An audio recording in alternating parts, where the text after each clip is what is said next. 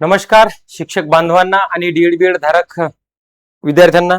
मित्रांनो, शिक्षक बांधवांसाठी एक चुकीची किंवा निगेटिव्ह बातमी आपण म्हणू शकतो, जी सद्यस्थितीत कानावर येत आहे की जर कुणाची टीईटी पास नसेल, जो कुठला शिक्षक, त्यांची पदोन्नती रोखण्याचे संकेत शासनाने दिलेले आहेत.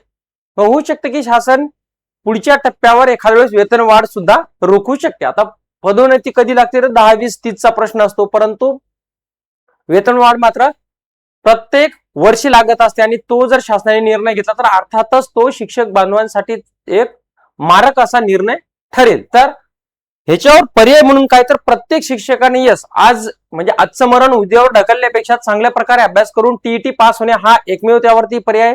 तर मित्रांनो, तुलनेनं टीईटी परीक्षा ही पास होणं अत्यंत सोपी ह्याच्यासाठी म्हणावं लागेल, कारण की तिथं कुठला मेरिट काढायचं नाही. जसं स्पर्धा परीक्षेमध्ये वेगवेगळ्या परीक्षांमध्ये आपण मेरिट काढतो, तसं तिथं मेरिट काढायची गरज नाही. तर एक पासिंग आहे, तुम्हाला 150 पैकी 90 मार्क घेऊन फक्त पास व्हायचं. आणि तुलनेने लकीली असं झालंय की 2-3 विषय खूप सोपे आहेत. त्यात तुमचा मराठी आला, इंग्लिश आला आणि मॅथ आलं. हे विषय तुलनेने सोपे काय, तर लॉजिकल प्रश्न असतात, फार काही डोकं लावायची गरज नाही. जुने प्रश्नपत्रिका आणि जर परीक्षेचा जर आपल्याला आवाका आला की कुठल्या घटकावर कसे प्रश्न ते फिरवून विचारतात, तर एवढ्यामध्ये तुम्ही पास होऊन जाता. जे काही तुम्हाला इथं तुम्हाला 20 मार्क घ्यायचे, 60 मार्क्स, आणि उर्वरित जे तुमचं बालमानसशास्त्र आहे आणि समाजशास्त्र आहे याच्यामध्ये फक्त तुम्हाला 30 मार्क्स घ्यायचे आहेत. तर मित्रांनो, पुण्याचे सांगतो, बरेचसे असे विद्यार्थी आहेत यापूर्वीचे आमचे की ज्यांनी जवळपास 100+ मार्क्स घेतलेले आहेत. तर स्ट्रॅटेजी काय असायला पाहिजे, तर मुख्यतः आपण जुन्या प्रश्नपत्रिकांचे व्यवस्थितरित्या विश्लेषण केलं पाहिजे. आता ह्याचं कारण काय, तर आपण अभ्यास एक करतो आणि जो परीक्षा पेपर सेटर आहे त्याचा दृष्टिकोन काहीतरी वेगळाच असतो. त्याच्यामुळे त्याच्यात आणि आपल्यामध्ये तो दृष्टिकोन आहे त्याचा गॅप पडतो आणि त्या अनुषंगाने मग आपला अभ्यास परीक्षेला उपयोगी पडत नाही. तर याच्यासाठी सर्वात प्रथम काय करायला पाहिजे, जुन्या प्रश्नपत्रिकाचं विश्लेषण करायला पाहिजे. त्याच्यानंतर हे जे बालमानसशास्त्राचा विषय आहे याच्यावरती कुठल्या घटकावर प्रश्न टाकतो ना त्याचा एक अंदाज घ्यायला पाहिजे. जसं की ते उत्पत्तीवर प्रश्न टाकतात. त्याच्यानंतर कॉमन सेन्स असतात की एखादा विद्यार्थी बाबा असा मानसिक आजार आहे, त्याला जर तुम्ही शाळेत बसवायचं त्याला कुठल्या शाळा सजेस्ट करताल किंवा त्याला कुठल्या परीक्षा पद्धतीची तुम्ही अध्यापन पद्धती वापरायला पाहिजे. एकदम कॉमन सेन्सचे विषय. तर ह्याच्यासाठी काय, तर ज्या वेगवेगळे आपले नोट्स आहेत किंवा वेगवेगळ्या मानसिकतेच्या मुलांना किंवा विकलांग मुलांना शिकवण्यासाठीच्या ज्या वेगवेगळ्या क्लृप्ती आहेत किंवा अध्ययन पद्धती आहेत त्याचा आपल्याला एक अंदाज असायला पाहिजे. अंदाज म्हणजे पाठांतर, जशी तशी अध्यापन पद्धती पाठ नसली तरी चालते, परंतु ऍटलिस्ट त्याच्यातल्या मोगम आढावा तरी पाहिजे, जेणेकरून ते प्रश्न आपल्याला टॅकल करता येतील. गणित सारखा विषय याच्यामध्ये काय, तर एकदम साधे सोपे आणि सिंपल गणित आहेत, फार डोकं लावायची गरज नाही. किती त्याच्यातले असे 20 ते 22 गणित असतात जे सरळ आणि सोपे असतात. भलेही त्याच्यातले 2-3 बुद्धिमत्तेचे प्रश्न असतील ते सुद्धा तेवढे काही तुलनेने अवघड नसतात. का, तर त्यांना फक्त एवढं बघायचं की या कॅन्डिडेटला तेवढ्या वेळेमध्ये ते गणित फक्त कळतं का, म्हणजे गणिताचा त्याला आवाका येतो का, त्याला सोडवता येते का.